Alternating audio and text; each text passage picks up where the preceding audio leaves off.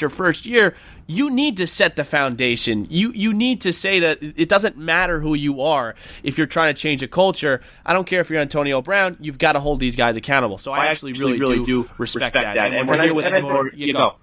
Okay, I'm sorry. And I think it's, the Raiders Gruden may have flipped this roster over. Last year was one of the oldest rosters. This year it's one of the youngest rosters. So, say what you will. You can't have these young guys, especially with the 3 first-round picks, these guys coming in. You set an example that, hey, superstar players are above everybody else. I just don't think they wanted to set that culture. I agree, 100%. We're here with Ed Borsilli from NFL Radio on Sirius XM. Let's get into a little John Gruden, Ed. How do you think he's done so far? Has he changed the culture? What do you feel here as he goes into year 2 with the Oakland Raiders?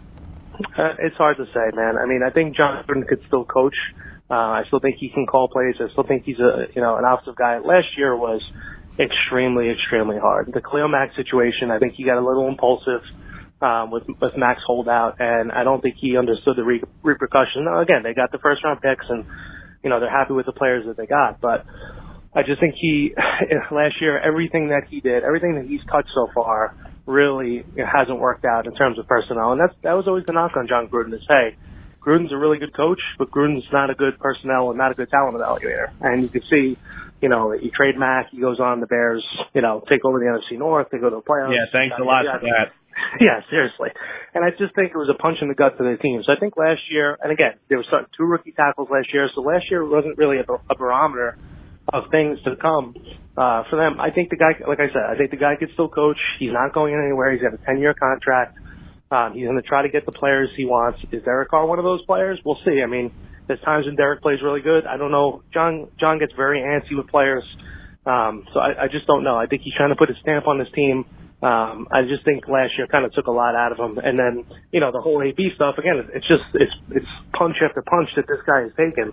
And it's mostly in personnel. It's mostly with the roster. It's not even on the field. Last year they weren't good on the field, but you could take that if you're building something. I just think the personnel choices so far that he's made haven't really worked out that well. I think a lot of people would agree with you. You mentioned Derek Carr.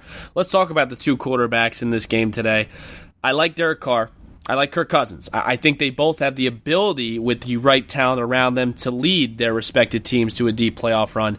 But in your eyes, where do you rank these 2, and do you think they are both the right men for the job for these 2 franchises?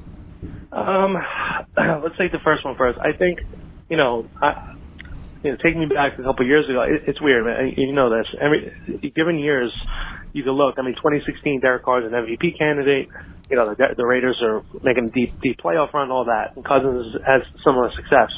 I think they're kind of above average, middle of the road guys, anywhere between like 10 and 15 quarterbacks in the league. I don't think they're upper echelon guys, but they, again, like you said, they could both get the job done. They both have talent. On Carr's side, he's had his struggles. Last year, ever since he's gotten hurt, the broken leg, he had the back issue like Tony Romo. People said he hasn't been the same quarterback. He needs, and you could say this about every quarterback in the National Football League, Derek Carr needs time. Last year with 2 rookie left tackles, he was getting destroyed, and it affected his game. The first game this year versus the Broncos, sacks. Derek Carr operates efficiently, looks like a really good quarterback. Last week versus the Chiefs put a little bit of pressure on him, and, it kind of goes to the wayside. So I just think he needs, weapons on the outside, just like any other quarterback, and he needs a perfect pocket to throw. He's kind of using his legs a little bit more. So I think Gruden, if he didn't think Carr was the guy, had chances to take quarterbacks this year, could have done anything he wanted in the first round with those 3 first-round picks, and taking Kyler Murray or taking any of these quarterbacks, and he didn't. That's not going to say that he might not with next year's draft or the year after that. He might. But I think these 2 could work together. I think that he understands. Look, Gruden doesn't like young quarterbacks. He doesn't want to. He likes them, but he wants a veteran in there. He wants a guy. Right. Look at the Brad Johnsons of the world and the Rich Gannons of the world. He wants that type of guy, and Carr could be that guy. Cousins, I hear things around the league when we travel around. I met Kirk a couple times. I think he's a good guy. I think he's a talented quarterback. To me, and this is no knock, I just feel like that.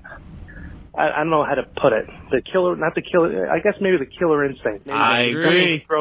The step on the throat mentality as a quarterback, where you're not, and this is not talking about the picks in the end zone, stupid picks. People are going to make those.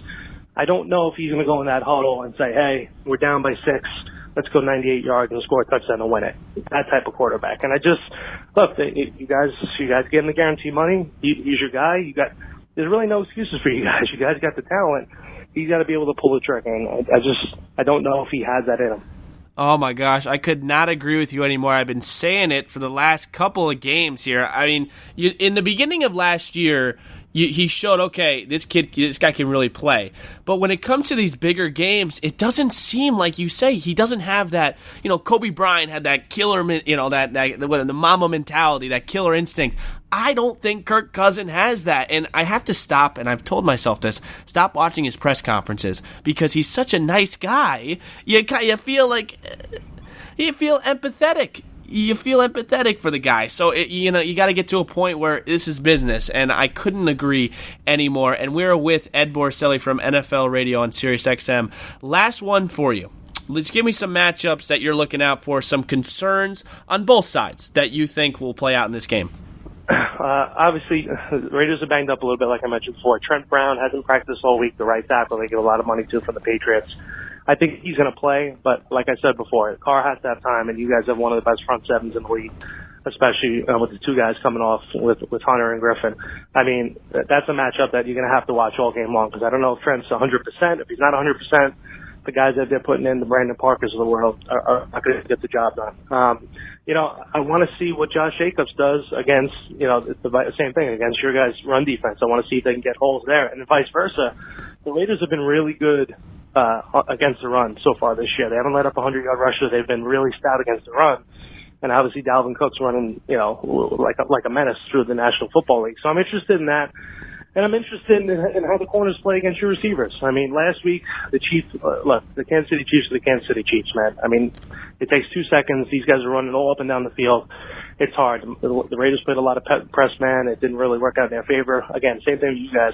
I'm interested to see if they change it up a little bit, maybe go a little more zone versus you guys with Diggs and Thielen. But I think the biggest matchup for me would be your defensive ends, Hunter, Griffin, against the tackles, the Oakland Raiders. Because Colton Miller, guy who took a lot of heat last year as a first-round pick, has played really well, hasn't given up a sack.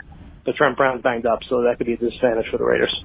Awesome stuff. You can follow Ed on Twitter at Borsilli, Borossilli. Thanks a lot for carving out some time for me today. It's awesome to get great insight from guys like you. Thanks again for giving me some time. No problem. And here we go. It is... I've been terrible. I'll just be honest with you guys. I have just been awful with this. Another bad week for me. Hick finally picked up the slack. This is Hick's Picks here. Steven Strom, Mike Hickman. Hickey boy in Penn State. How you doing over there? Doing great, Steve. I'm doing great. That's good to hear. And you're actually coming up pretty decent week. Hick went off 2-1. If I'm not mistaken, he took the Lions, who, what did we say? They can beat anyone, they can lose anyone. He covers that spread. He then goes and picks the Cardinals. Cardinals ended up covering his spread. And then who is the one that you lost, Hick? Yeah, I don't pay attention to winners. Yeah. All right, fair enough. Well, I was 1-2. We'll keep you updated here. Overall, Hick is 3-3. That's 500. Yours truly is 2-4. It's crazy because, it's not a huge difference. It seems like it is, but it isn't because it's only 3 games. So it always keeps us somewhat respectable. Okay, and that's what we're trying to do here. Hick, listen, you won. You may have the floor. Yeah. So I was very tempted looking at all the picks, and I saw that Lions plus 6.5. They're staring at me, calling names. Hick, pick me. But I don't want to be that guy, that homer. It is Hick's Picks on the Strom Sports Show. So I'm going to stay away from that game for this week. The first game I am going to do is Bears plus 4.5 at the Redskins. I just think this is too good of a Bears defense. Who's going to beat you on the Redskins? Case Keenum, Richardson, Terry McLaurin, AP, this is the Bears defense is going to have a field day. If Mitch can do so much as throw 15 yards, hit his receivers, I don't see any reason the Bears can't win this game, let alone cover a 4.5 spread. I know this game is in Washington. That's a risk for the Bears. Yes. But I just don't think the Redskins pose as much of a threat. And if Trubisky can be a competent quarterback, I think this should be a 2-possession game. Yeah, I like the pick. The only thing I don't like is that they're on the road. I think it's a pretty fair spread. And by the way, we just looked up Mikey's last pick. How do we forget this? He picked the freaking Vikings, and he lost. So, good. I'm happy he lost. So, hopefully he doesn't pick them again. But, yeah, I do like the pick. I think it's a solid pick. I think it's a safe pick as well because the Bears are coming off a really lucky game. They should have probably lost that Denver game. I think Nagy will have them ready. So, good pick by Mikey. All right, I'll lead off here. For my first one, give me the Browns plus 3.5. This is for my age, Hick's age. This is your treasure game because you have so much talent around you. You've got Jared Goff, you've got Todd Gurley, you got Aaron Donald, you got Baker Mayfield, you got Nick Chubb, you got Odell Beckham. I mean, a plethora of talent. I mean, when I tell you this is going to be a really fun game to watch, it is. Give me the Browns plus 3.5. They're yet to have one of those breakout games. I think tonight, I think it's a Sunday night game. I think Sunday night they are going to come out. They're going to send a message to the league because everyone's kind of been underwhelmed by the Cleveland Browns this year. You know, last week was one of a perfect example where they just kind of, they were just kind of cruising. It wasn't like they really put their foot on the throats of the Jets. I think this is a signature game for them. I think they come out and they win anytime I can get also points as a home team. Please give me that. Baker Mayfield, show me something. Browns plus 3.5. I like that. But you know, if you know me, you know I love many things in life. One of those is I'm a sucker for crowds. My two favorite crowds in the entire NFL, New Orleans and Kansas City. And this week I'm going to go with the Chiefs -6 over the Ravens in Arrowhead. It is one of the craziest environments in all of the NFL. I think it's going to rattle Lamar Jackson. This is a big prove-it game for me for Lamar Jackson. Yep. I've seen the Cardinals and the Dolphins the first 2 weeks of the season. Regular season starts now. If you want to even be considered for the MVP conversation, you show up versus Pat Mahomes. You haven't proven to me yet that you're going to be the guy to step up in those big games. Chiefs are too good. I will take them at -6. It's a home game for them. I see all the signs are kind of pointing towards the Chiefs. I will eat my words if Lamar Jackson can show up, but he hasn't proven that yet.